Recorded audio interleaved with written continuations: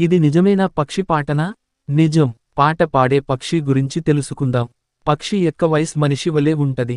వ్యక్తి యొక్క స్వరం యొక్క కదలిక ద్వారా ఏ స్నేహితుడు లేదా బంధువు పిలుస్తున్నారో తక్షణమే చెప్పగల మానవుల మాదిరిగానే జీబ్రా ఫించ్లు భాషా మ్యాపింగ్ కోసం మానవ సామర్థ్యాన్ని కలిగి ఉంటాయి.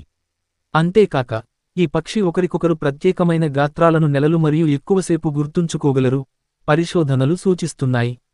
జీబ్రా ఫించ్స్ యొక్క అద్భుతమైన శ్రవణ జ్ఞాపకశక్తి పక్షుల మెదళ్ళు అధునాతన సాంఘిక సమాచార మార్పిడికి బాగా అనుకూలంగా ఉన్నాయని చూపిస్తుంది అని యుసి బర్కిలీ మనస్తత్వశాస్త్రం, ఇంటిగ్రేటివ్ బయాలజీ మరియు neuroscience professor study lead Frederic Theunissen అన్నారు. జీబ్రా ఫించ్లు సాధారణంగా 50 నుండి 100 పక్షుల కాలనీలలో తిరుగుతాయి, వేరుగా ఎగురుతాయి మరియు తరువాత కలిసి వస్తాయి. వాటి పాటలు సాధారణంగా సంభోగం కాళ్ళు, వాటి దూరం లేదా సంప్రదింపు కాళ్ళు అవి ఎక్కడ ఉన్నాయో గుర్తించడానికి లేదా ఒకరినొకరు గుర్తించడానికి ఉపయోగిస్తాయి.